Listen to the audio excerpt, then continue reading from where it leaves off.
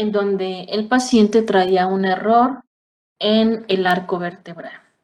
Errores conocidos como disrafismos espinales. Los disrafismos espinales tienen amplias subdivisiones.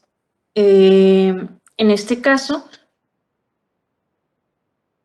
paciente postnatal, edad 20 años, si no me equivoco, tenía el paciente, pero tenía un estigma, una marca que pudiera haber orientado el problema desde los primeros años de vida. En ese estigma era la aparición de un neo. Y hablábamos que el problema fue por un error en esas células del esclerotomo, específicamente esclerotomo central, esclerotomo dorsal, una porción del meningotomo, que tienen que encargarse de ir y rodear al segmento de tubo neural y generarme la estructura de arco. Cuando de un lado, ya sea izquierdo o derecho, hay un error en esa migración, pues yo voy a tener alteraciones. Bien, sistema musculoesquelético, si hablamos de sistema esquelético, la estructura ósea, vamos a distinguir dos tipos de esqueleto, tal como se ha mencionado por ahí en otras clases. El esqueleto axial y el esqueleto apendicular. El esqueleto axial está configurado por lo que es columna, esternón, costillas, lo veíamos por ahí en un video, y la porción de cráneo.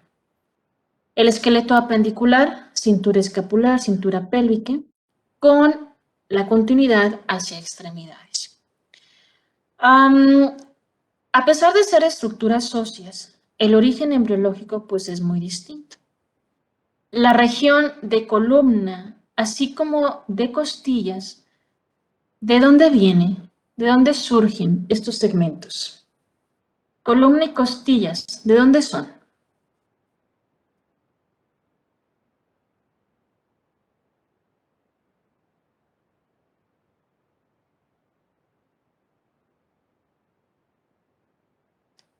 Por ahí nos ponen en privado, esclerotomo. Ok, es el esclerotomo de los somitas entonces, ¿no? La región de esternón, ¿de dónde viene?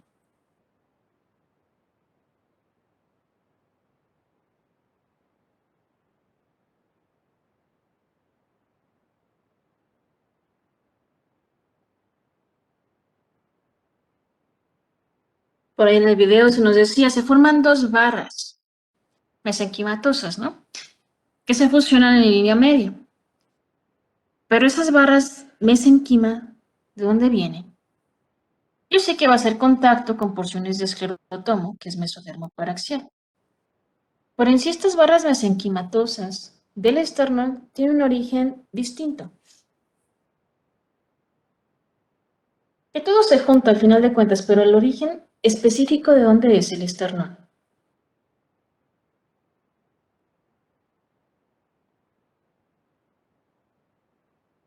Miotomos, pared corporal, placa lateral. Esas barras que me van a originar al esternón, sí es mesodermo, estoy de acuerdo, solamente que es mesodermo de la placa lateral, una pequeña distinción nada más, que estarán conjugándose o estableciendo contacto con otras porciones mesenquimatosas de mesodermo paraxial, pues sí, es distinto. Al final de cuentas, la costilla no es más que la prolongación del esclerotomo de la placa lateral y el esclerotomo pues es someta. ¿Ok? Ahora, cráneo. Cráneo tiene un origen bastante complejo. Vean ayer que se subdivide, bueno, en la clase previa, perdón, neurocráneo, viscerocráneo. De entrada, de forma general, cráneo, bóveda y base proviene, sí, de mesodermo.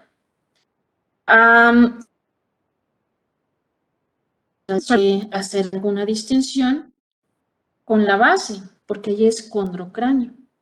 Un segmento es mesodermo paraxial, porque viene de los esclerotomos occipitales, y el otro es de cresta neural.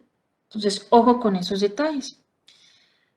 Los huesos faciales, así como algunos que recubren cerebro, estos son otra vez cresta neural, un segmento ectodérmico.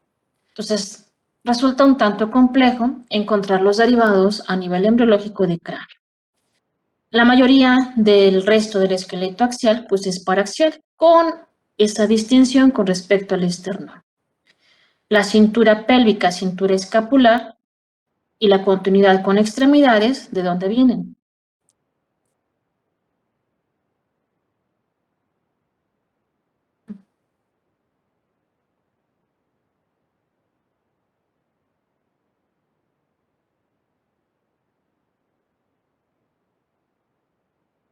Cintura pélvica y extremidades, así como cintura escapular, ¿de dónde son?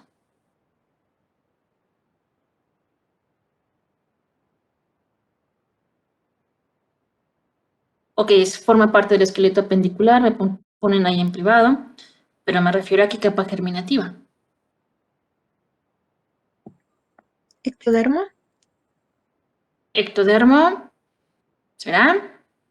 ¿Están de acuerdo?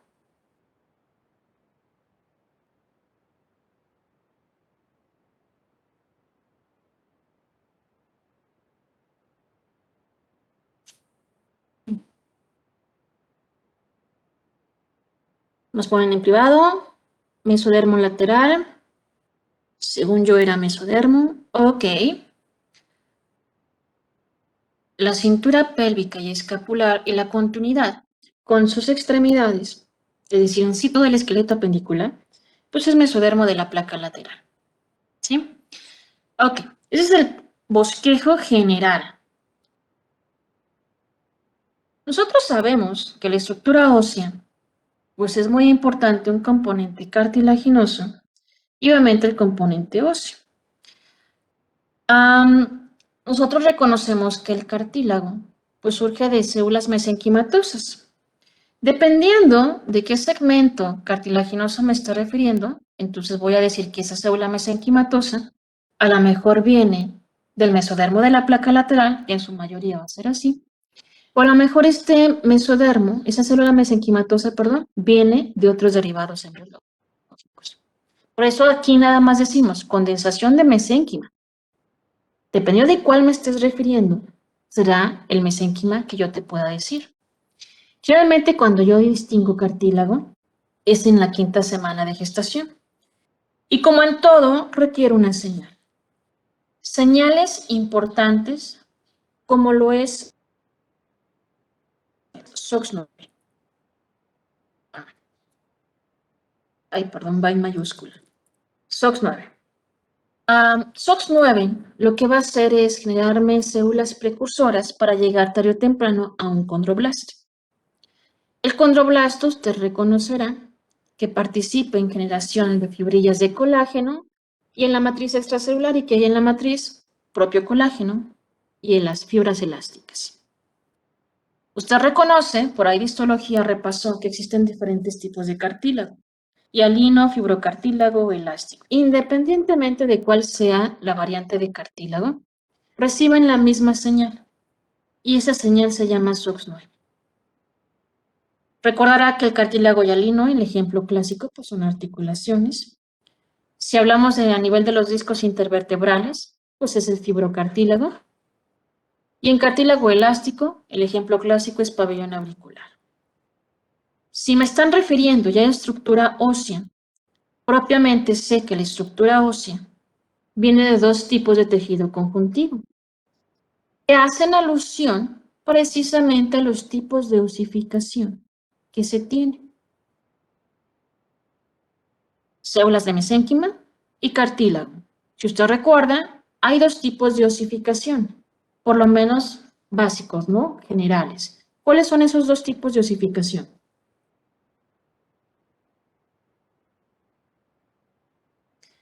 Por ahí ponen en privado endocondral. Entonces, cuando surge a partir de una placa de cartílago, hablo de osificación endocondral.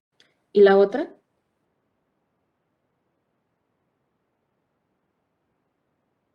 Intramembranosa. Cuando surge a partir de diferenciación directa de células mesenquimatosas, tengo una osificación intramembranosa.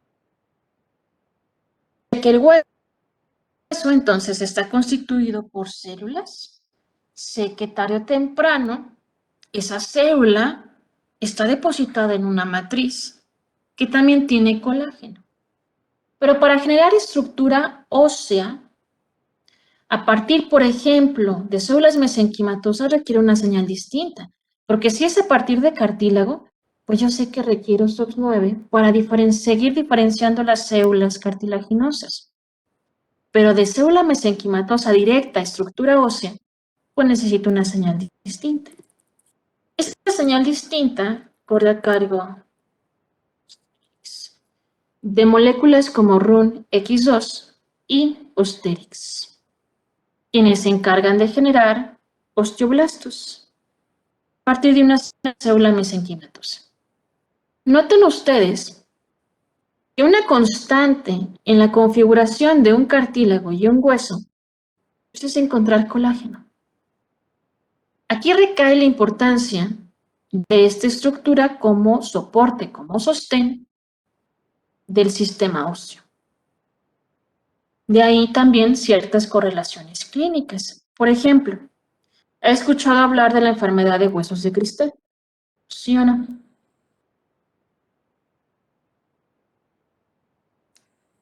Sí, por ahí ponen en privado. ¿En qué consiste esa enfermedad? ¿Qué les pasa? Con cualquier movimiento o cualquier impacto, aunque sea muy leve, se les rompen los huesos. Tienen fracturas, o sea, Se bueno, nosotros yo creo que nos fracturan. podemos pegar y no nos pasa nada y ellos se fracturan. Exactamente. ¿Cuál enfermedad? Enfermedad de los huesos de cristal. Se fracturan muy rápido. ¿Por qué? Maestra, yo sabía que esa enfermedad era causada por un fallo de genes, algo así como del cromosoma, y ese era el que codificaba el colágeno. Y como no había pues, colágeno, pues no había rigidez en los huesos. Ok, entonces, el problema está con el colágeno. Erróneamente a veces pensamos, voy a ponerle el nombre correcto. El nombre correcto de la enfermedad de huesos de cristal, ay, me faltó una O. Se llama osteogénesis imperfecta. Osteogénesis, ahí me comí una O. Enfermedad de huesos de cristal. Y el problema está en el colágeno. A veces pensamos, erróneamente, se fractura, pues le falta calcio. O no tiene vitamina D, por eso se fractura, porque la vitamina D le ayuda a absorber calcio. No hay calcio, pues se fractura. Por eso es otra condición clínica. Cuando falta vitamina D, se llama raquitismo. Es distinto a osteogénesis imperfecta. La osteogénesis imperfecta, tal como nos acaba de decir por ahí uno de sus compañeros, es un problema con el colágeno. Es un problema genético con moléculas llamadas COL1A1, COL1A2, principalmente estas dos. Son genes asociados con la configuración de colágeno. Si el colágeno está mal, entonces no espere una estructura ósea adecuada. Es un componente y fundamental del hueso. Si no hay un colágeno adecuado, ante el mínimo, a la mínima manipulación de la estructura ósea, pues el paciente se va a fracturar. ¿Se puede fracturar desde etapa intrauterina? Sí. Dependiendo del tipo de osteogénesis imperfecta. Hay variantes muy letales, como la imagen que le voy a poner más adelante. Y hay otras variantes que nacen, llegan a etapas adultas, pero durante su niñez tienen el antecedente de múltiples fracturas. Y entonces se va deformando, genera una talla baja por las múltiples fracturas. Pero su esperanza de vida es mejor que la variante que se muere intrauterina o perinatal letal. Si el problema fue en el colágeno. No necesariamente tuve que pensar en calcio, no pensé en la vitamina D cuando hablo de hueso. Tengo que pensar en los otros componentes.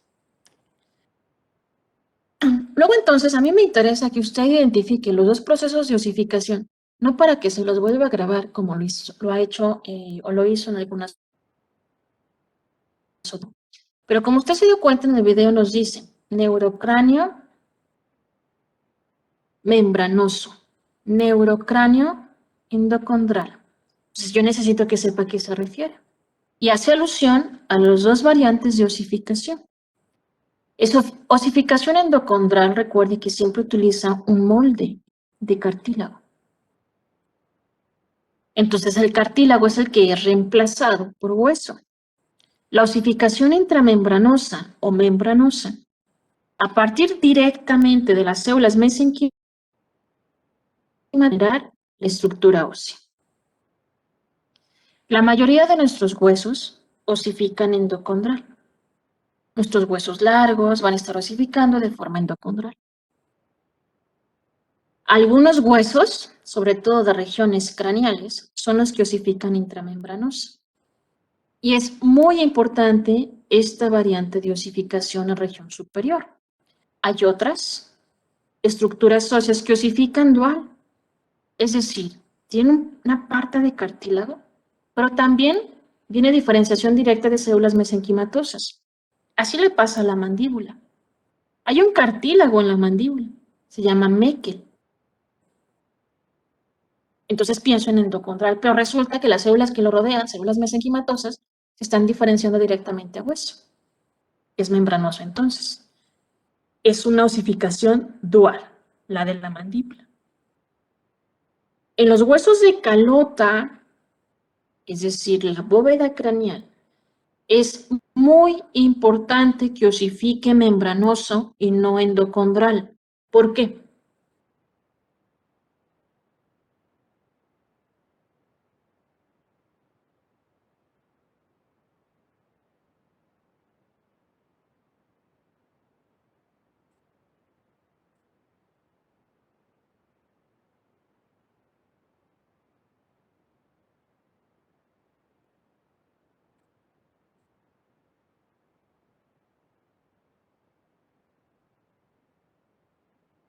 Por ahí ponen en privado para que se forme más rápido. ¿Alguna otra opción? Y proteja al cerebro. ¿Por qué más? ¿De que tiene que proteger al cerebro? Sí.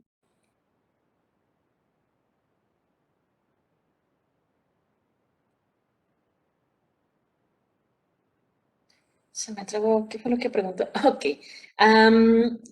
La osificación intramembranosa es muy importante en la región de la bóveda craneal.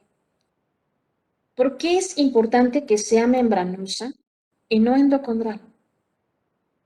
Doctora, yo pienso que porque cuando es endocondral, que es cartílago, pues hay como movimiento, o hay, pues sí, es como más flexible. Y en la bóveda craneal, pues no tiene que haber como un movimiento de, pues, de esos huesos. Yo eso pienso.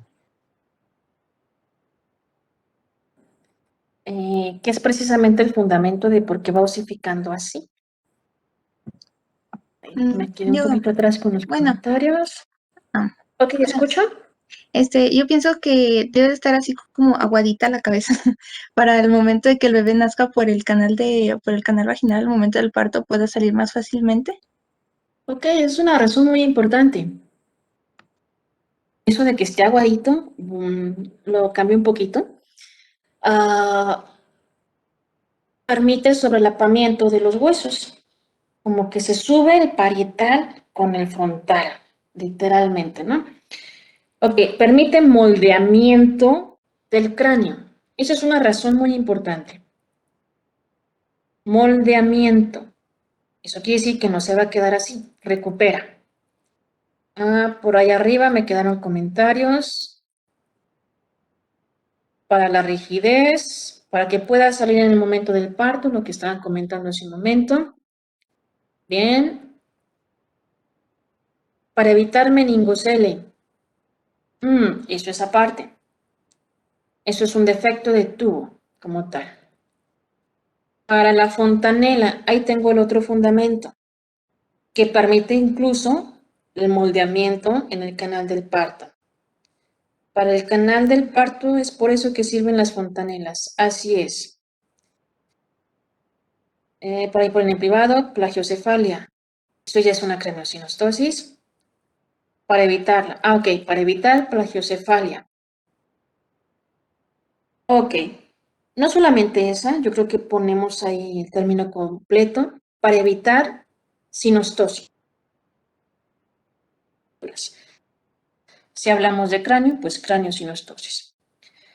¿Ustedes recuerdan en la osificación membranosa o intramembranosa se genera una especie de trabéculas, aquí representadas como espículas óseas? La intención es que vayan avanzando poco a poco, pero es un avance paulatino. La parte medial es lo que empieza a configurarse bien en todo ese enramado de espículas, lo cual hace que los huesos no establezcan contacto de forma inmediata, no se fusionan. ¿Quién le ayuda a evitar que se fusionen? Otra vez otros genes. Perdón. Uno de ellos es MSX tipo 2. Otro de ellos es TWIST. Otro de ellos es EFNB1, por mencionarles algunos. E incluso la familia de genes FGFR participan también en regular esta osificación membranosa en la región de la bóveda. Literalmente, así como cuando usted pone dos imanes con polos iguales, ¿qué hacen esos imanes? Pues se repelen. Lo mismo pasa aquí. Van a hacer que esa osificación sea paulatina, pero cuando llegue el punto de juntar hueso con hueso, si estamos hablando de la etapa prenatal, pues tenga que repelerse, no se fusionen los huesos y entonces tener permeables las suturas. Y el punto de intersección de suturas, donde están o deberían de estar en contacto más de dos huesos, quedaría abierto. Se le llama fontanela. Entonces, la intención de una osificación membranosa es permitir las aperturas, llamadas suturas, y fontanelas. ¿Para qué? Pues porque me interesa que si van a ser vía parto vaginal, se logre moldear la estructura craneal. Se sobrelapan las suturas, por eso nacen algunos bebés y se ve la sutura sagital o la sutura coronal modificada porque se moldeó. Ese moldeamiento se perpetúa, ¿no? Con el paso de los días, la cabeza se reacomoda literalmente. Entonces, uno es permitir la salida, como ya lo mencionaron. Y otra condición importante que creo no mencionaron, y si lo mencionaron, perdón, me lo salté, no fue intencional, crecimiento del cerebro.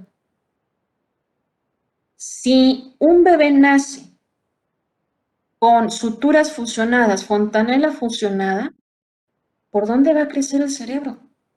No hay opciones. Entonces, ¿qué pasa? Pues yo necesito abrir para que crezca.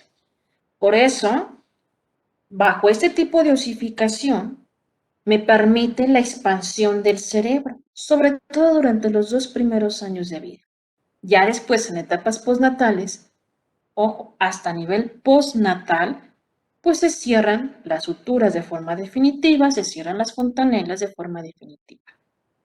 Pero tiene estas dos funciones: permitir moldeamiento de cráneo y expansión de cerebro.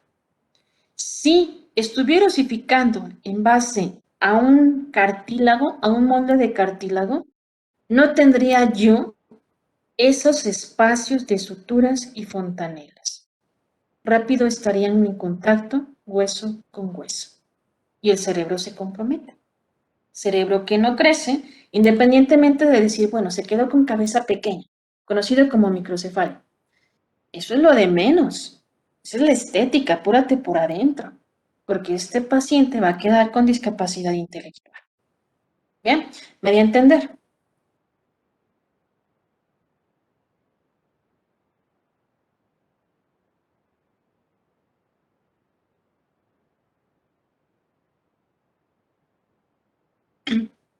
Okay.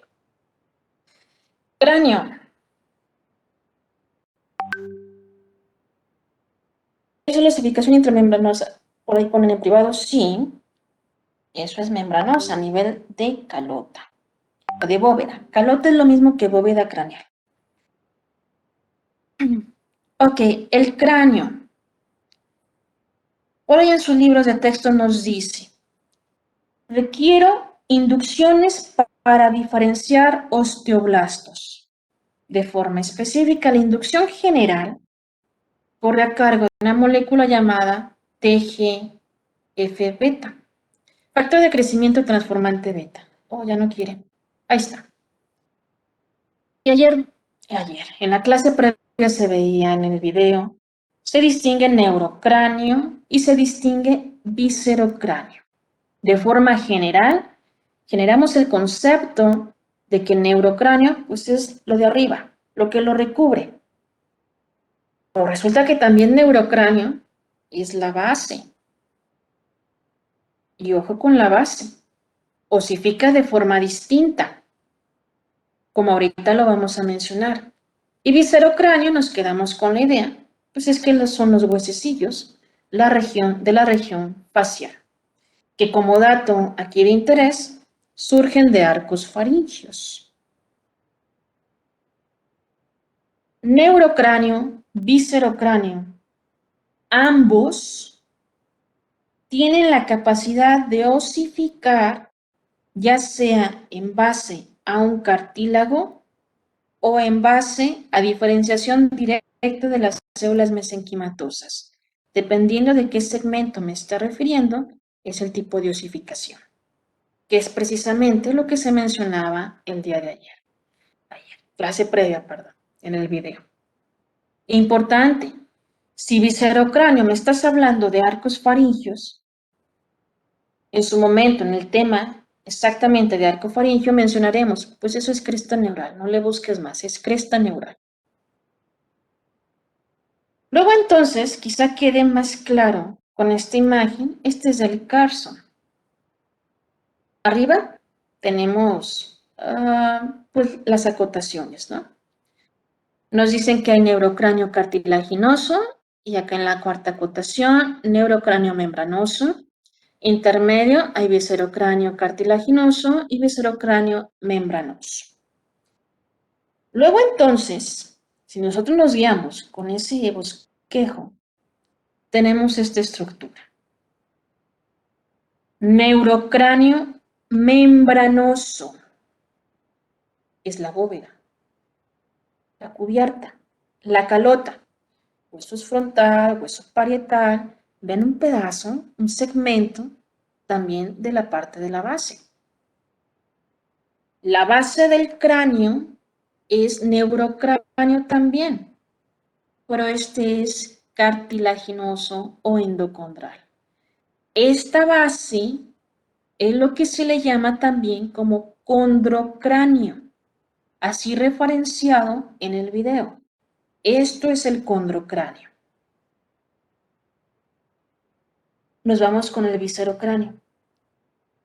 El viscerocráneo también tiene la capacidad de osificar cartilaginoso o membranoso.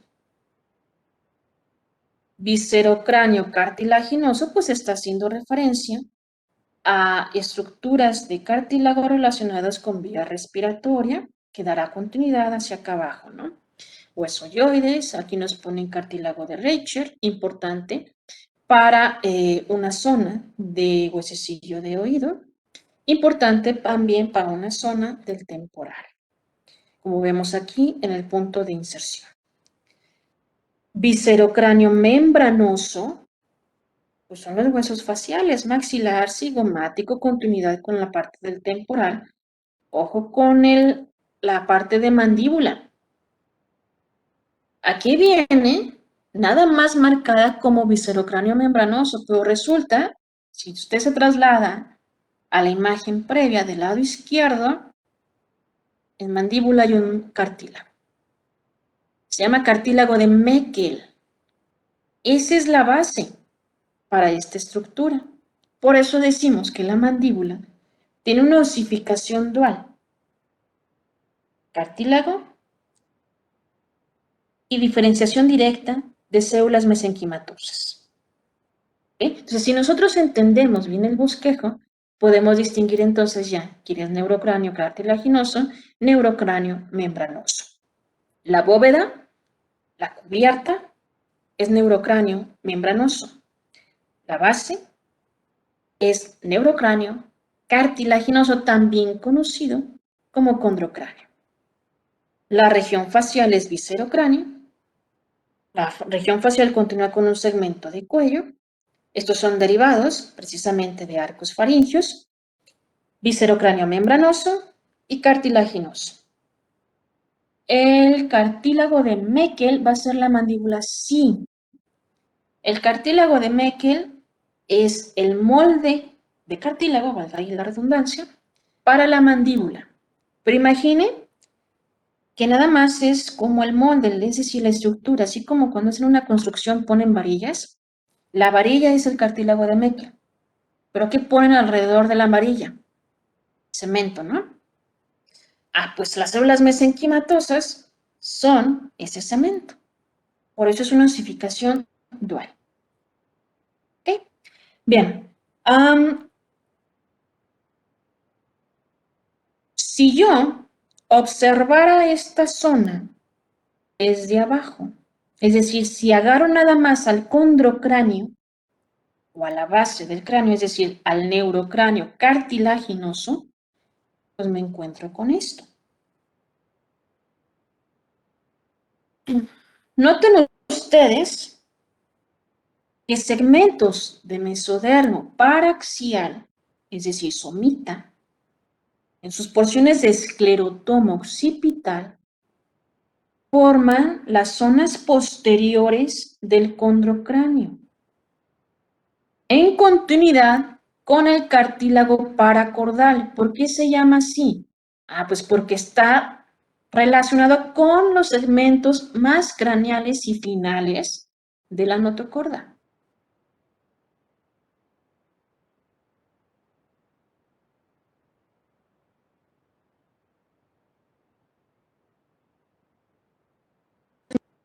De esclerotomo occipital, como la base del hueso occipital. Entonces, este segmento es somítico todavía. El occipital, la base, es derivado somítico.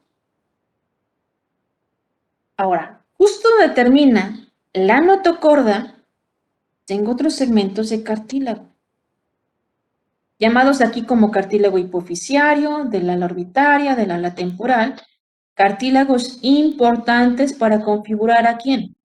Al esfenoides. Y si me voy todavía más anterior o más rostral, me encuentro estas estructuras llamadas trabéculas craneales. Es un molde de cartílago otra vez. ¿De dónde o qué va a surgir? Pues el etmoides. Luego entonces, cuando finaliza la notocorda, yo tengo segmentos de cartílago.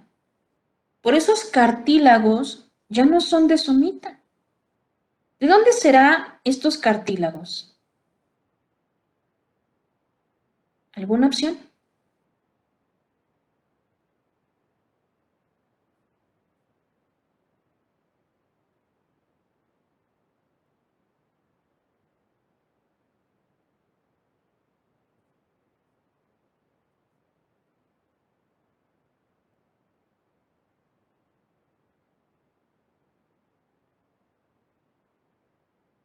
El cartílago de aquí hacia acá es el esclerotomo.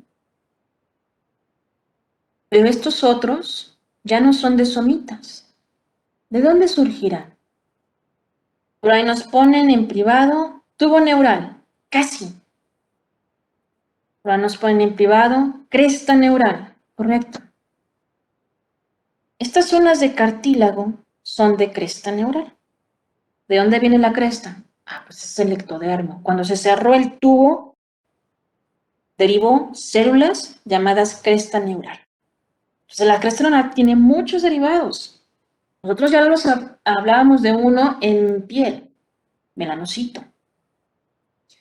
Pero aquí también, en la estructura craneal, en esas células mesenquimatosas que me configuran esta zona de cartílago del condrocráneo, son cresta neural.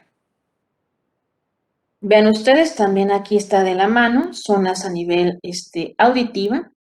El orificio va a corresponder obviamente al orificio auditivo. Que en su momento, precisamente cuando veamos órgano de los sentidos, estaremos haciendo hincapié a esta estructura. Luego entonces, nosotros tenemos esta imagen, si no me equivoco es del Lachman, sí es del Lachman, por los colores. Aquí tenemos la línea de división, que precisamente coincide pues donde está la fosa hipofisiaria. Un segmento en azul, un segmento en rojo. En azul estamos delimitando derivados cartilaginosos en su momento rostrales. Estos son derivados de cresta neural. Esta zona del cráneo se le llama cráneo precordal. ¿Por qué precordal? Pues que quedó enfrente de lo que era la notocorda. No es derivado de notocorda, es de la cresta, pero queda enfrente de. Mientras que estas zonas en rojo o rojizo forman la parte posterior, obviamente, del condrocráneo y es mesodermo paraxial. Entonces también se le llama condrocráneo cordal. ¿Por qué cordal? Ah, pues porque es el último segmento donde terminó la notocorda. Condrocráneo cordal, cráneo precordal. ¿Más o menos? Yo ahí me confundí un poquito. Entonces, este se delimita por el esfenoides. El esfenoides sería cráneo precordal y a partir del etmoides sería cráneo precordal. Digo, del esfenoides, perdón. Ojo, el esfenoides, usted sabe que tiene diferentes segmentos, ¿no? Un segmento del esfenoides continúa con condrocráneo cordal, perdón, cordal. Un segmento, aquí representado como cuerpo del esfenoides. La zona más rostral del esfenoides, lo que habíamos representado en diapositiva previa como las famosas alas del esfenoides, ese es el segmento precordal. Este es de cresta neural y este es todavía de somitas. ¿Sí? ¿Más o menos?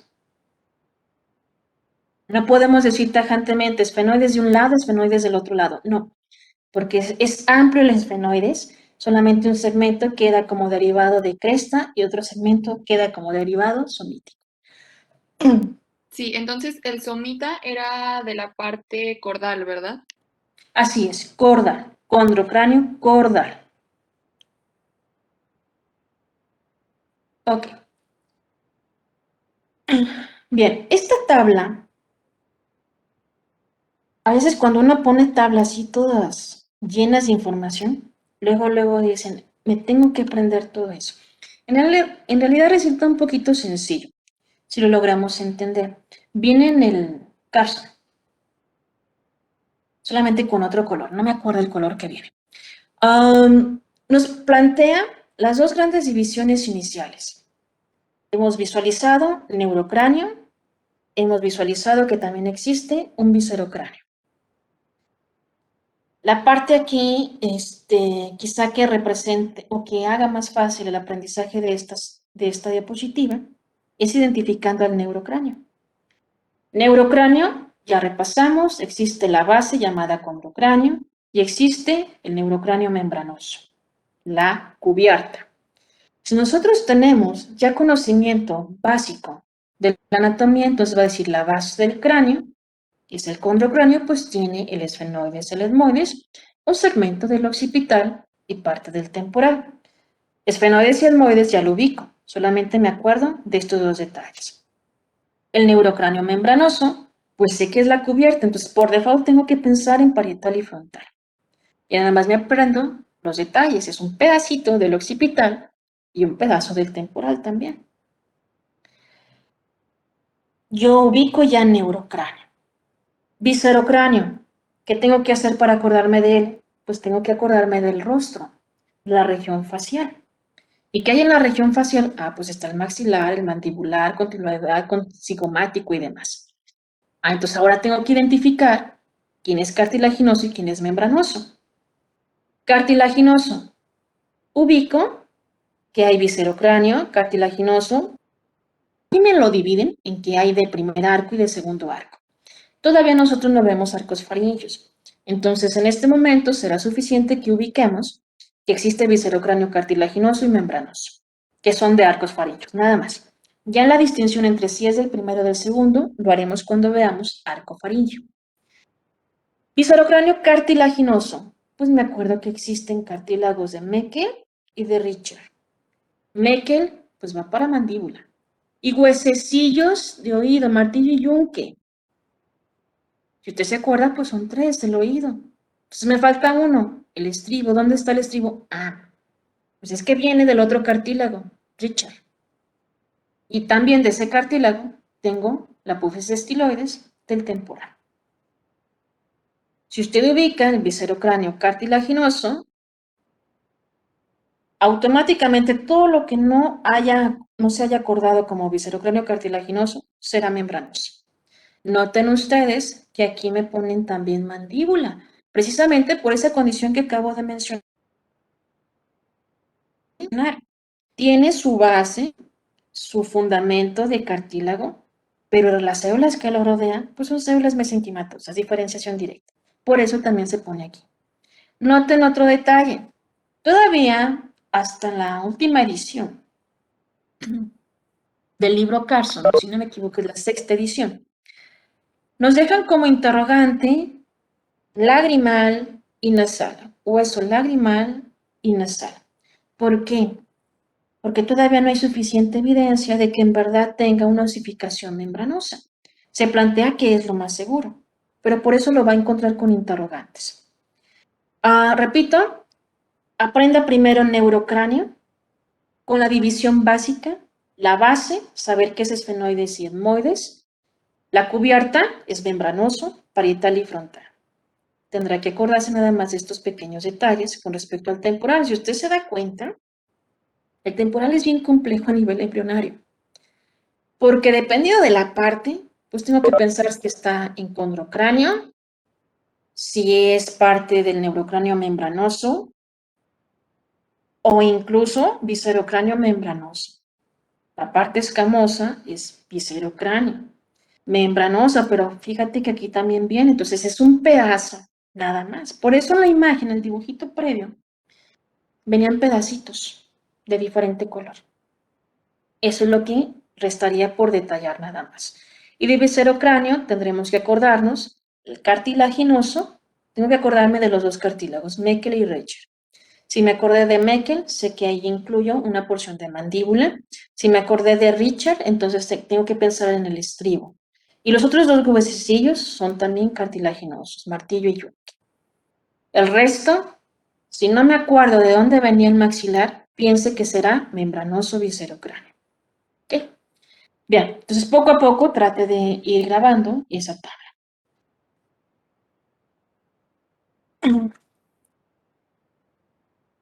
Bien, en esta diapositiva viene lo que estamos comentando hace un momento del fundamento de por qué una osificación membranosa hace espículas, hace trabéculas. Eso que se ve en la imagen del Lagman como una serie de espinas, literalmente de ahí el nombre de espícula, es por el tipo de osificación. Directamente de las células mesenquimatosas estoy generando estos huesecillos.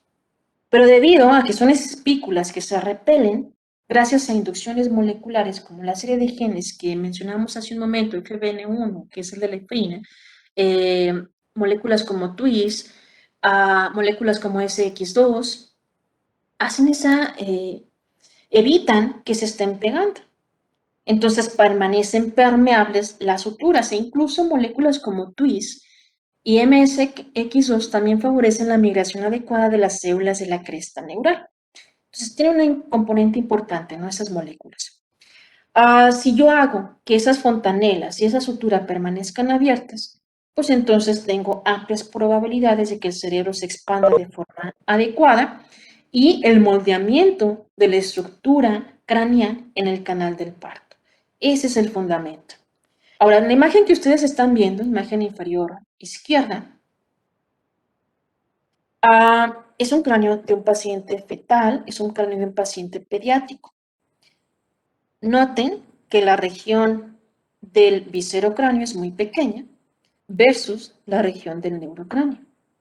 Así es un cráneo pediátrico. El cráneo de un pediatra, de un paciente pediátrico, no es igual al de un paciente adulto. ¿Qué cambios tienen? ¿Qué cambio tendrá el cráneo pediátrico versus el cráneo de un adulto? Las fontanelas y las suturas, doctora. Ok, de entrada fontanela y sutura. Por ahí nos ponen en privado, moldeable. Bien, ¿qué más?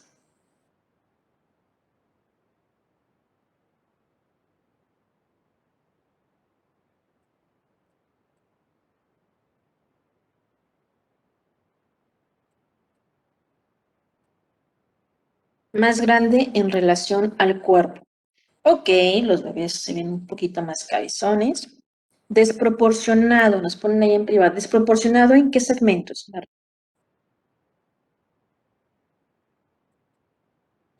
Ponen ahí en privado por la forma del maxilar. Ok, esa forma del maxilar se modifica por algo. Senos paranasales, exactamente. Se modifica también por brote dental. Ok. El cráneo de un paciente pediátrico no tiene espacios para los senos paranasales. Los senos paranasales, usted seguramente ha repasado, pues existe el frontal, el etmoidal, los maxilares, etcétera, ¿no?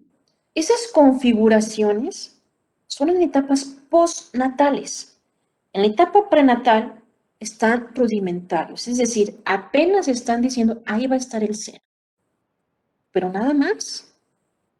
En etapa postnatal, la generación de los senos paranasales va moldeando, va modificando la región facial. Eso, asociado al brote dental, me cambian la región maxilar y mandibular y lo vuelven ahora más proporcionado. El cráneo de un pediátrico, literalmente hay una desproporción cráneo-facial. Predomina neurocráneo versus viscerocráneo. El cráneo de un paciente adulto ya tiene senos paranasales, ya tiene también brote dental. Es muy diferente decir, pues es que nos había dicho que desde etapa prenatal están las piezas dentales, sí, pero es muy diferente a que estén configurándose en piezas rudimentarias, sean piezas pequeñas, a decir, pues ya brotó. Ya cuando brota la pieza dental, se modifica la región facial. Y obviamente es evidente que el cráneo de un paciente pediátrico pues tiene aperturas, fontanelas, tiene suturas.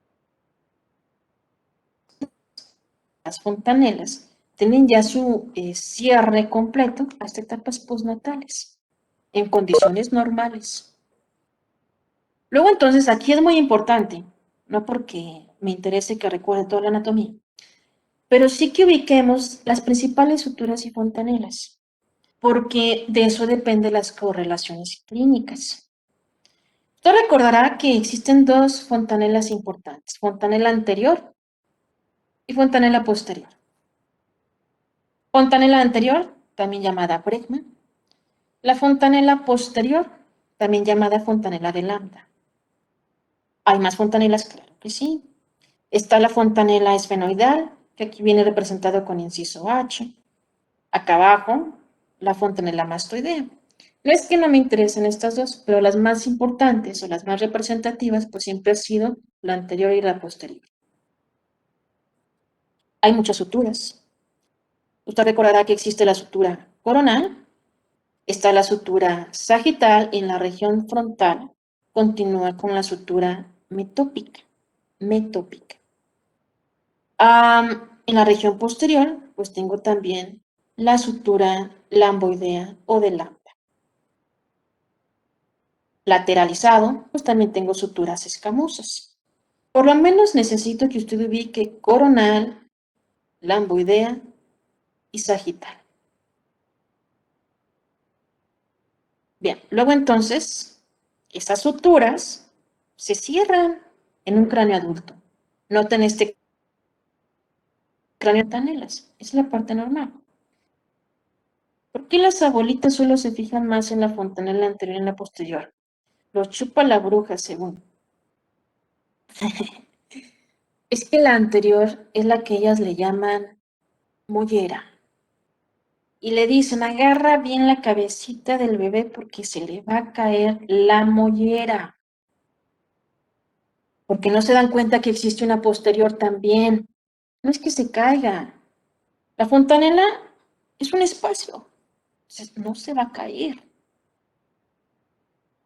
Pero nosotros sí le decimos, hay que agarrar bien al bebé, no porque se caiga, no, porque está en desarrollo las estructuras internas. Nada más por eso. Porque su cuello es todavía débil, requiere mayor tono. Agárralo bien. No le vamos a decir se te va a caer la mollera, eso es aparte. ¿Que puede modificarse la fontanela? Claro que sí. Se hunde, se deprime y a veces lo que mal correlacionan de ya se le cayó la mollera. Pues eso es otra cosa. Se deshidrató. A lo mejor le dio diarrea. ¿No te fijaste que se deshidrató? Tocas la fontanela y está hundida. O a lo mejor tiene hipotiroidismo congénito. Tocas la fontanela y está hundida. Y no fue porque no lo cargaste bien. Nada más se fijan en esa porque es la que reconocen. No se dan cuenta que hay otras. No se dan cuenta que está el esfenoidal. No se dan cuenta que está la mastoidea, que está la posterior. Se dan cuenta en la más grande, en la más evidente. ¿Sí? Cuando se deshidrata se hunde, ponen en privado. Sí, es un dato de hecho de deshidratación. En pediatría, neonatología, utilizan una clasificación de deshidratación. Y uno de los criterios que toman es hundimiento de fontanela. Hundimiento también de globos oculares. Signo del lienzo húmedo, desaparición de lágrima, tiene sus datos clínicos, ¿no? Y uno de esos, pues, es fontanela. Es muy importante la valoración de la fontanela, no para que ustedes describan ya se cayó o no se cayó. Eso no es posible, es un espacio. La fontanela es un espacio, pero sí necesito que describan, se hundió o se abombó. Si se abombó, una fontanela bombada puede ser por el simple llanto o, si no está llorando y está bombada, ojo, a lo mejor tiene hidrocefalia. ¿Sí? Ok. Cuando presentan deshidratación encontramos las 6 fontanelas hundidas o solo en la anterior. Es difícil que por palpación, usted vaya a decir así exactamente por hundimiento del esfenoidal y de la mastoidea, puedo decir que se deshidrató. De hecho, en los criterios te postulan fontanela anterior deprimida. Se fijan en la anterior porque es difícil por palpación el resto. Y segundo, la fontanela posterior se cierra al nacer o durante los primeros meses. Entonces no te sirve como criterio. A diferencia de la anterior, que se cierra a los 18 meses de edad. En condiciones normales, obviamente. ¿Ok? Bien. Ok, entonces, cráneo abierto al nacer permite expansión de cerebro. Suturas abiertas, fontanela abierta, el cerebro se va a expandir en condiciones normales. Los 2 primeros años de vida son los principales para que se expanda. No quiere decir que ya después no va a haber cambios. Sí, ellos se describen cambios hasta los 16 años, donde durante todos esos años los senos están desarrollados. Por eso cambia la configuración de un cráneo adulto a un pediátrico. Vean aquí y en este cráneo la correlación de viscerocráneo ya tiene una correspondencia, ya no está desproporcionado con el resto del segmento de neurocráneo. Bien, luego entonces empezamos ahora con correlaciones. Estos cráneos son de Vesalius. ¿Sabe quién es Vesalius? ¿Quién fue Vesalius, mejor dicho? A lo mejor eso los mencionaron en sus clases de anatomía.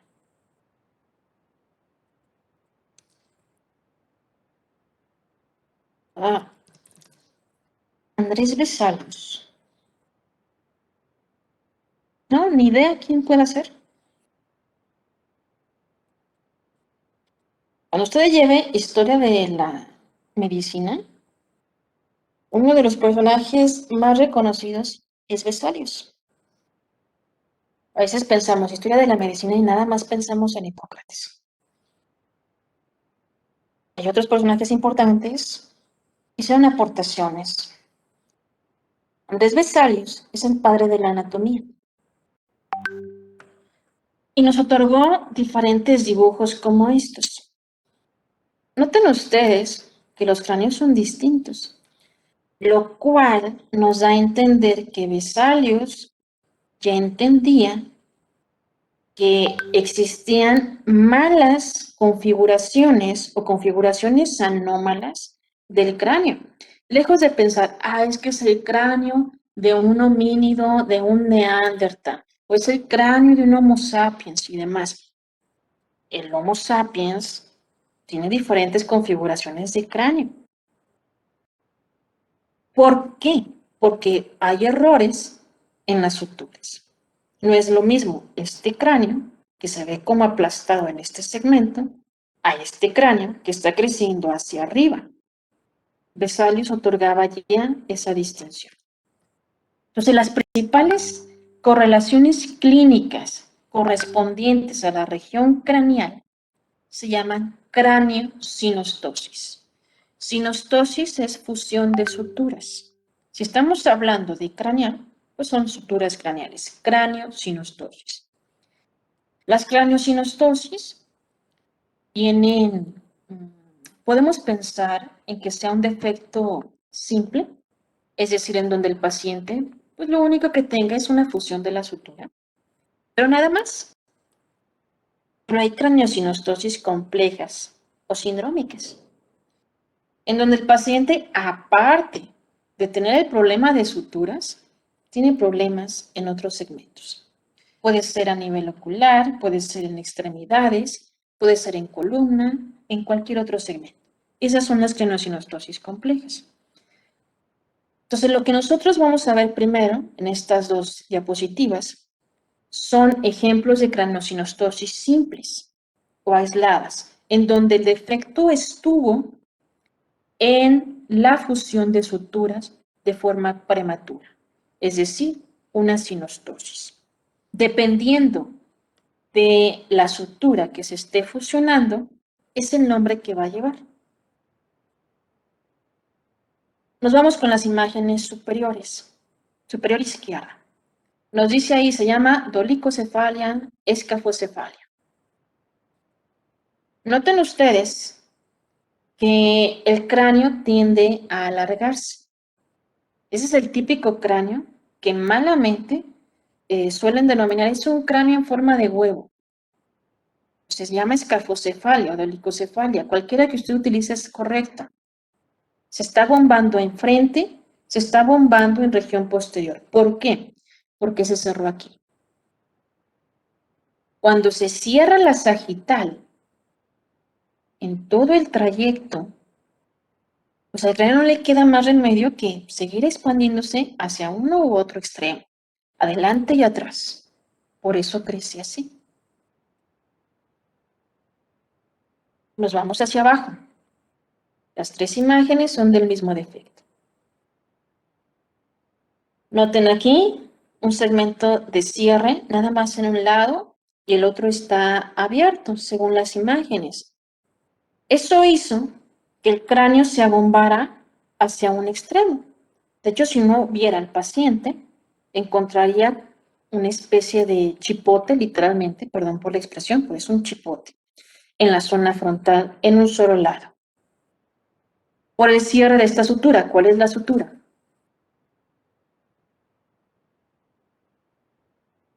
La sutura coronal. Coronal, pero no se cerró toda. Se cerró un lado de la sutura coronal. Eso hace que se abombe un lado. Entonces esto se llama plagiocefalia. La lamboidea está atrás, por ahí ponen en privado lamboidea. Está atrás, acá va atrás. ¿Sí? Bien, entonces plagiocefalia es el cierre prematuro de sutura coronal, pero en un segmento. Recuerde que la coronal pues lleva dos zonas, lado izquierdo, lado derecho. Por eso dice bicoronal en algunos segmentos, pero aquí es nada más de un solo lado. Plagiocefalia. Imágenes superiores derechas. Mismo defecto.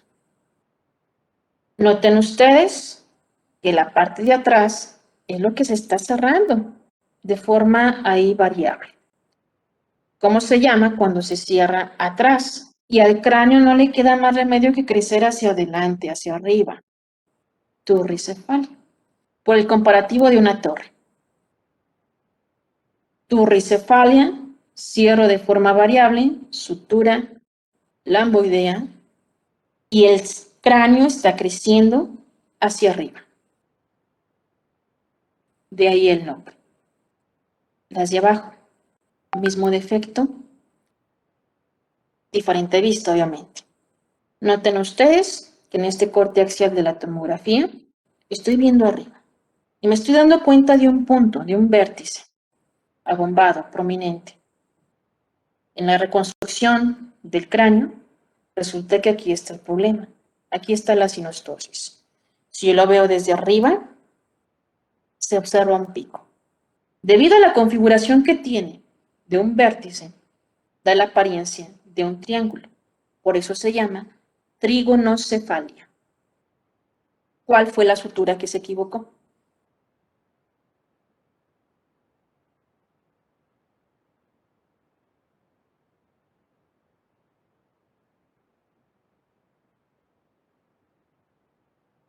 ¿Cómo se llama aquí?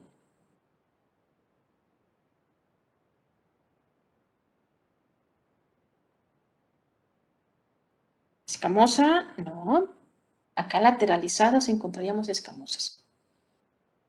Privado ponen metótica, casi frontal, la parte frontal de la sagital. Ah, pues esa parte frontal de la sagital lleva un nombre. Casi, metótica, pero no es metótica. Metópica, exactamente. Exacto. Metópica. Entonces, una sinostosis de la metópica me va a generar una trigonocefalia. Doctora, en la de dolicocefalia, ya ve que dijo que era la cabeza en forma de huevo, pero Ajá. ¿qué sutura era la que se cierra? ¿La sagital? Sagital.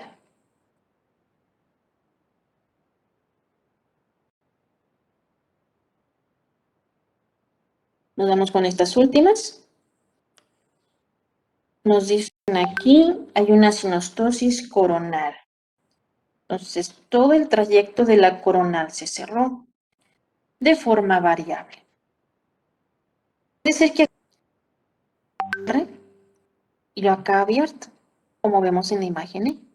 Al final de cuentas, el efecto pues va a ser el mismo. Si estoy cerrando de ambos lados, la estructura de cráneo se queda corta. Pero si la fontanela está abierta, no tiene que comprometer mucho el crecimiento hacia arriba, sino sería turricefalia. Cuando cierro la sutura coronal de ambos lados, se llama braquicefalia, o también lo puede denominar sinostosis coronal. Braquicefalia.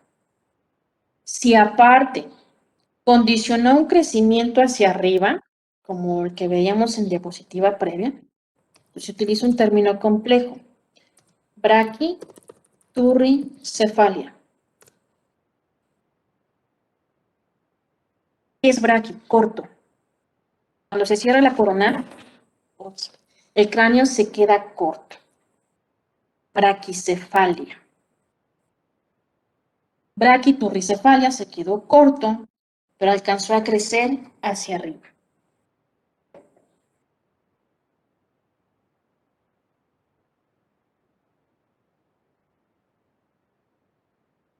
Ok, todas esas son sinostosis o craniosinostosis aisladas, en donde el problema es cráneo, nada más. ¿Qué les hacen? Pues se mandan a neurocirugía para que valoren una craniotomía. Craniotomía, ¿qué es? Pues abre la estructura craneal.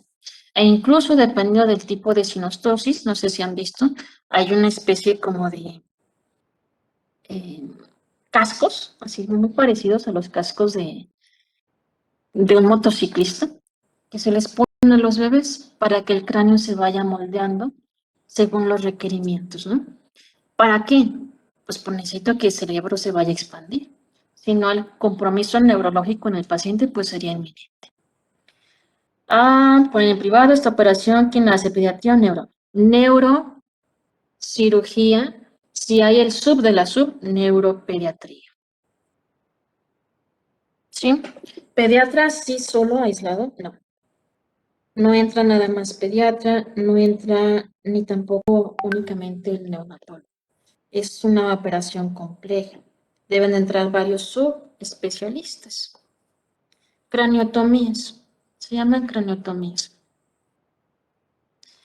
Este es el cierre de la coronal. Sí, una braquicefalia es un cierre de coronal. Ok, bien. Otro grupo que vamos a poner son craniosinostosis complejas. Son las que acompañan a síndromes, en donde el problema pues es no solamente fijarte en la región craneal, es en otros segmentos que pueden comprometer al paciente. Nos vamos primero con la imagen A y B. Es la misma condición clínica. ¿Qué le notan?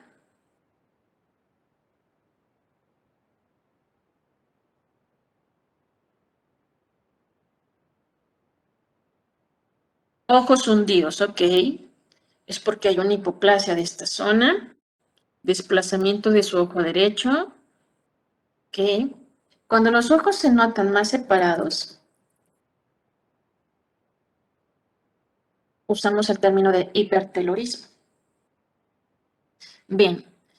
¿Qué más? El cráneo, ay, me quedé arriba, está más grande de un lado. Bien, está más grande. Eso es secundario a la fusión de sutura, como está observando. Ahí quedó un poquito abierto, por eso se agrandó de este segmento. Y el otro se cerró. ¿Okay? Hay una deformidad nasal, exactamente, se ve como aplastada. Entonces, ustedes se fijan, la región nasal está como hendida, como si los procesos nasomediales apenas alcanzaron a hacer contacto. Por eso se observa como hendido. Las pabellones de una baja implantación, ok, están más abajo, quedaron acá. Lo normal es que sobresalga el tercio superior del hélix. Ok, entonces es un paciente que tiene un problema de sinostosis de la coronal, por eso tengo aquí esta zona. Es un paciente que tiene un problema de hipertelorismo. Vean la fontanela. Este es el Bregman. Está de aquí hasta acá. Si yo lo traslado, entonces aquí estaría hueco hasta acá. Es una continuidad importante. Hay recién nacidos en donde uno palpa la fontanela y muy estrecho tienen la continuidad hacia la región frontal, pero es muy estrecho, muy diferente a esto. Seguramente tiene toda esta zona abierta. Es muy amplia, exactamente. Y continúa con región frontal. Esto se llama displasia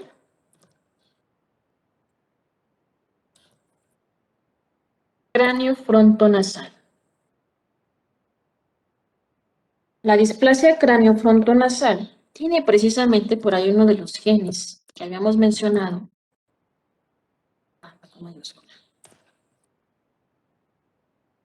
EFNB1, un gen muy importante en muchos segmentos óseos. De hecho, los genes de la efrina forman parte de la vía Notch. Veíamos el reloj de segmentación por ahí en columna. Pero también en regiones craneales. Entonces, es uno de los importantes que hace que se repelen las células en la región de cráneo. Entonces, evita que se fusionen. Pero si la efrina, si FBN1, EFNB1 está mal, pues se fusiona. ¿Eso qué va a ocasionar? Pues una sinostosis.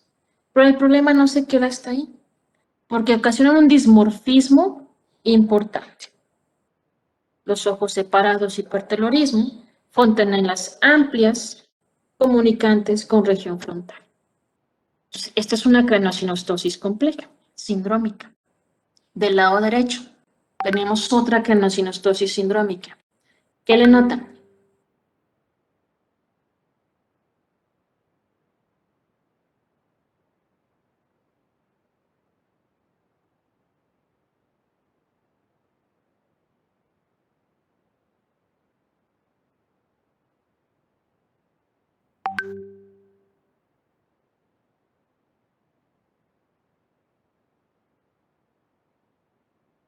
¿Qué le notamos a las imágenes en blanco y negro? Por ahí ponen en privado la cabeza en triángulo y aplanada. Ok. El pabellón auricular también está más abajo. Evidentemente tiene una baja implantación, ¿no? Unos ojos hundidos, más o menos. Un rombo en la cabeza, supongo. Ok.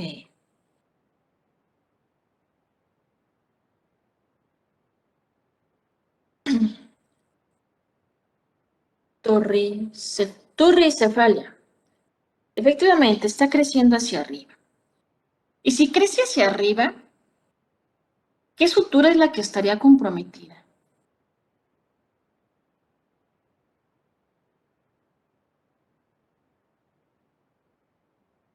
Por ahí ponen en privado coronal, occipital, coronal. Ok.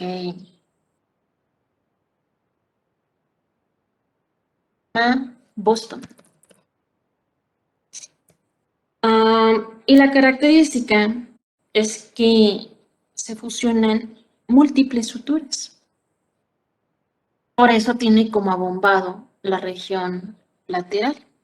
Las suturas esfenoidales se pueden modificar. La sutura coronal se puede modificar. La sutura lamboidea se puede modificar. Por eso el cráneo adopta una configuración muy irregular. Crece hacia arriba, crece a los lados, es un cráneo corto. Entonces, braquiturricefalia con extensión lateral. Es un cráneo muy alterado por el cierre de múltiples suturas. Esa es la característica de Boston. La molécula MSX2, que también mencionamos hace un momento, es la que está involucrada en Boston.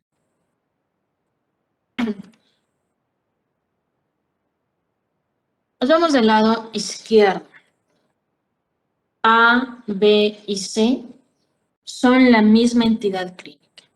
Es una craneosinostosis sindrómica. Noten que trae más alteraciones, lejos de pensar nada más en la región craneal. De entrada, el cráneo. ¿Cómo le observan el cráneo?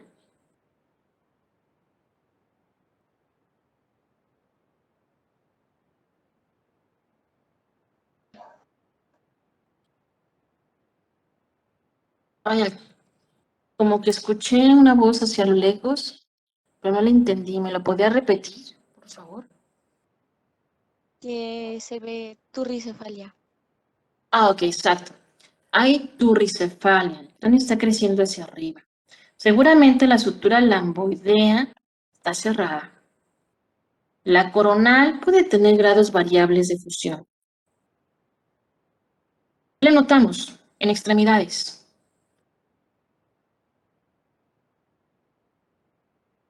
Que no se separaron los rayos digitales.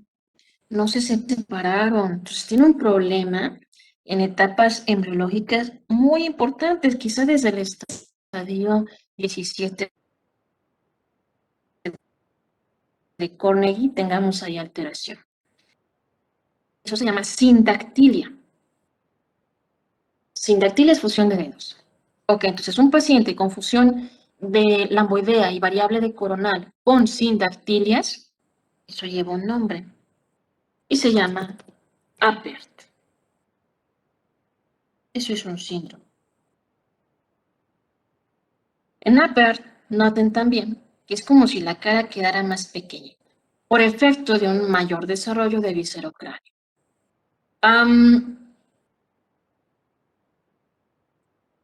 Apert obedece también a una molécula de la familia de FGFR2. Bien, nos vamos con la imagen A y B medial. Misma condición clínica representada en la mujer y en un niño. ¿Qué les notan?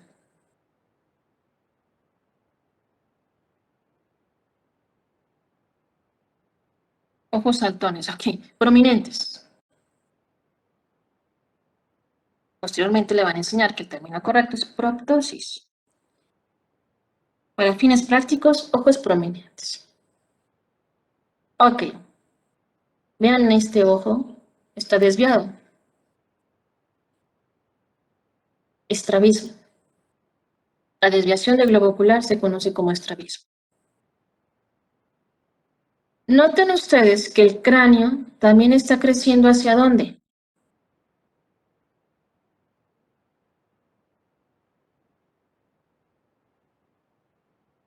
Hacia arriba, entonces es turricefalia. Si yo al niño de la columna izquierda del inciso A lo llevara a etapas mayores, vería esta cara. Se parecen bastante.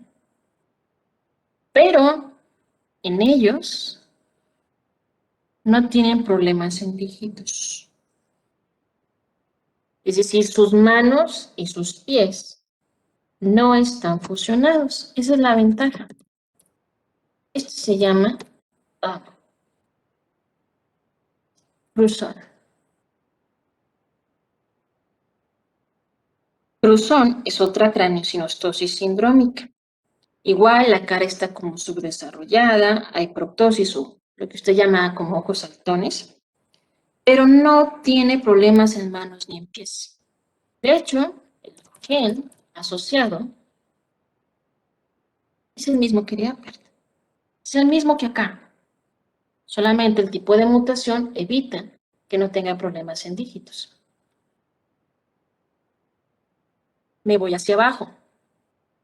Esto que dice tipo 1, tipo 2 y tipo 3 es la misma entidad clínica, como nota diferente espectro fenotípico, diferente severidad. 2 y 3 son prácticamente letales. Sobreviven muy poco tiempo, se mueren muy inmediato. El tipo 1 no, este sí sobrevive, como usted está viendo es un paciente adulto. Ellos tienen pabellones auriculares de baja implantación. Tienen fusiones variables de suturas. Puede ser nada más que me genere una turricefalia. Pero a lo mejor se fusionan varias y generen esta forma de cráneo, que se forma cráneo en trébol. Si yo a la craneosinostosis tipo Boston le hubiera generado un extremo de fusión, es decir, si estuviera más severa la fusión de suturas, generaría un cráneo en trébol. Por eso se veía esta imagen como si fueran 3 zonas. La expresión máxima es así. No sobreviven. O bien es una proptosis ocular o un ojo demasiado prominente. No sobreviven, les va muy mal. Y aquí nos señalan que ahí tienen algo en extremidades. Los primeros dígitos, ya sea primeros superior, son muy anchos. Es una característica muy importante. Este se llama diferente. Se llama Pfeiffer o craneosinostosis tipo Pfeiffer. Aquí hay 2 moléculas asociadas, el FGFR1 y FGFR2. Entonces, repito, Pfeiffer tiene diferentes fenotipos. Tipo 2 y tipo 3 les va muy mal. Las craniosynostosis o la sinostosis son muy variables. Pueden generar cráneo turricéfalo o cráneo en trébol. Traen también alteraciones en extremidades.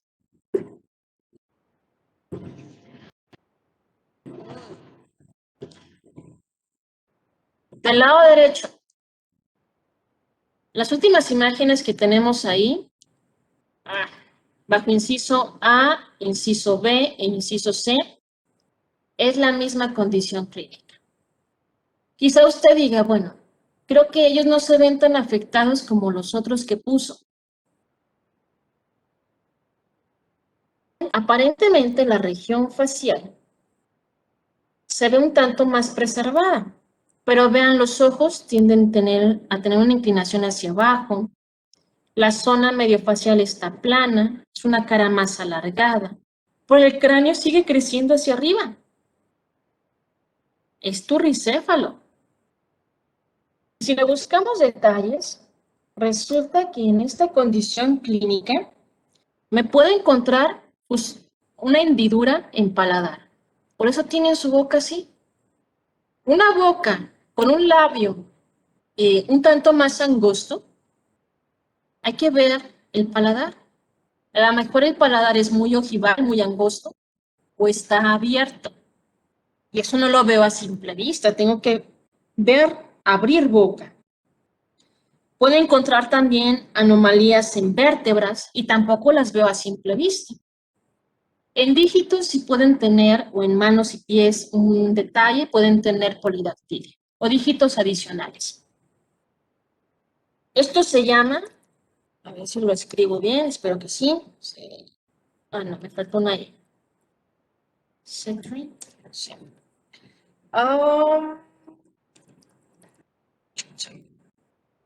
Satri-Chodsen.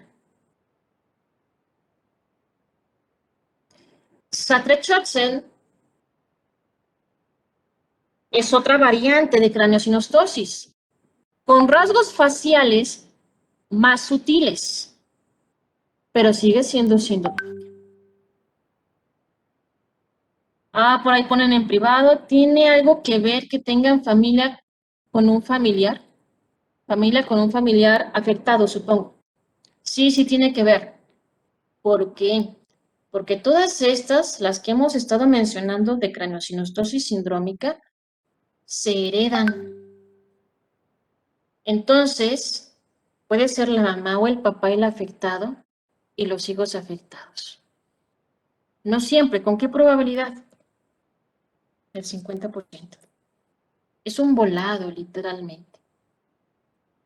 Puede ser que tenga el familiar, el papá, con la entidad y el hijo no, porque cayó en el 50, el primer hijo. Pero el segundo hijo sí lo tiene, ese cayó en el 50 que sí. Es que acá está un niño así y son primos. Hay que ver cómo son los papás de ellos, porque estos se heredan. La mayoría de los patrones de herencia son dominantes. Encuentro un papá, mamá o papá afectados. Entonces, seguramente alguien de los progenitores tengan el problema. ¿Ok? Bien.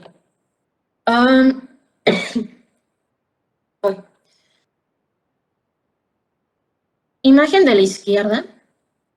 Me voy a pasar ahorita la otra y ahorita me regreso. Y esta otra es el mismo defecto. Obviamente con una magnitud de afectación distinta. Noten en este, otra vez cráneo en trébol. Fusión de múltiples suturas. Sin embargo, no tiene acortado la región de extremidades. Aparentemente están íntegras, ¿no? Hasta su porción final. Pero vean que se ven como el pliegue de piel aquí, redundante, es porque tiene acortado los huesos. Cortamiento de fémur.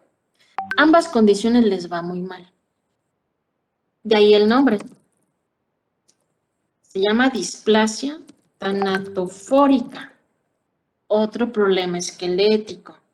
Si el problema me lo estás diciendo en extremidades, acabamos de ver nada más cráneo, ¿por qué lo ponemos aquí? Pues porque el cráneo se puede fusionar de múltiples formas a nivel de sus suturas y la variante Tipo 2, que es la que veíamos en la otra imagen, de cráneo en trébol, es la que me configura el espectro mayor. De cualquier forma, su pronóstico es muy malo. Las displasias tanatofóricas obedecen también a la familia de genes FGFR3. El del medio. Este me lo mencionaron casi al inicio de la clase. Si yo a este paciente le tomo una radiografía, me voy a encontrar que el problema en sus extremidades no es porque estén cortas, es porque se deformaron. ¿Por qué? Porque está fracturado. ¿Cómo se llama entonces?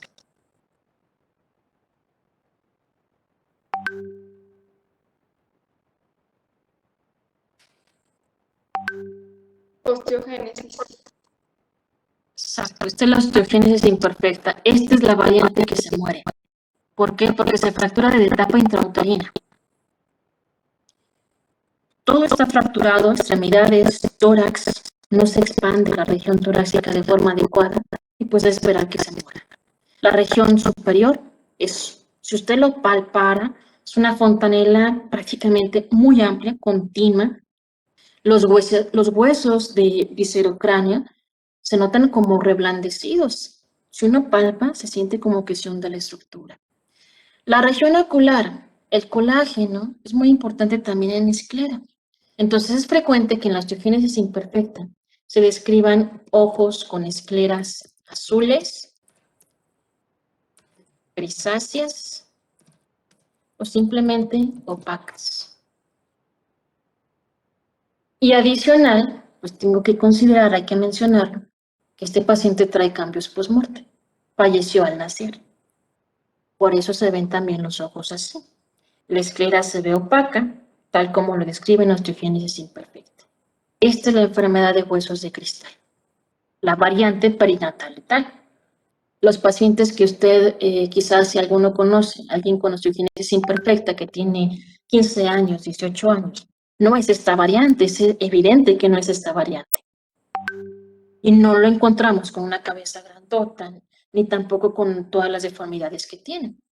Pero sí tiene una talla baja y tiene antecedentes de múltiples fracturas. A lo mejor su esclera sí se ve distinta. El problema es el colágeno en ellos. Es COL1A1, COL1A2, los genes aquí implicados.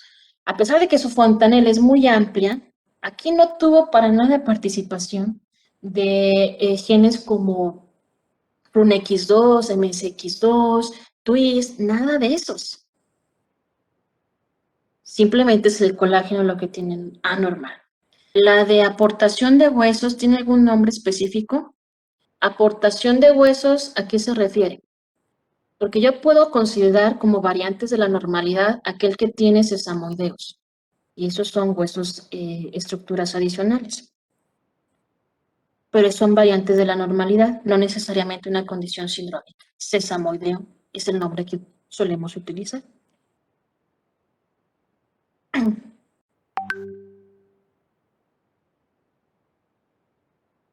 Bueno, del lado derecho, tenemos ahí una entidad clínica, creo yo, la más conocida por ustedes.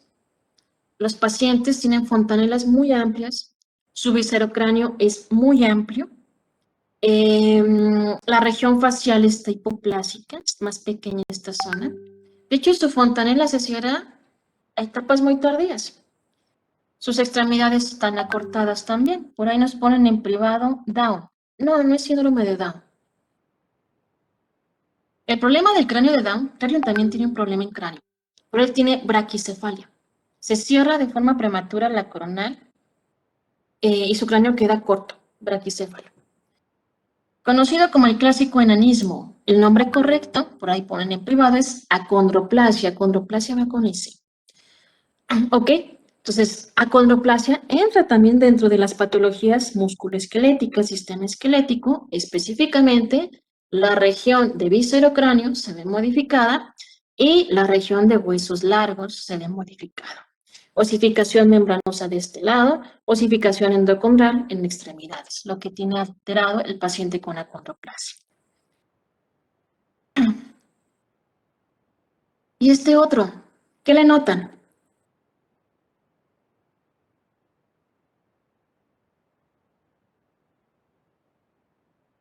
Ah, perdón, me faltó mencionarles la molécula asociada con la condroplasia. FGFR3 es el de la condroplasia.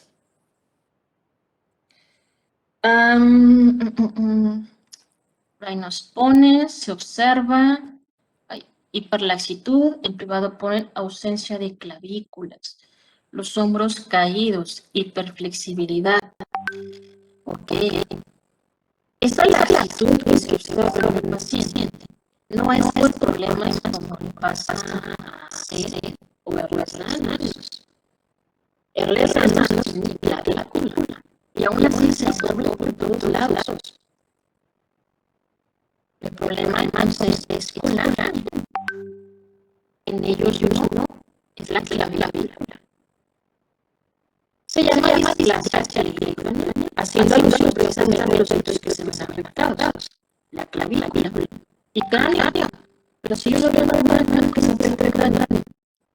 Si usted lo ve, tiene una cráneo un poquito más alargada, tanto en tu bíceps. La fontanela, esta niña, no sé, ¿qué edad tendrá? 8 o 9 años. Para esa edad, la fontanela debe estar cerrada. Se cierra a los 18 meses. Pero este niño, imagina que son solo 8 o 9 años, toda está cerrada. En la displasia cleidocraniana, así se llama esta condición clínica,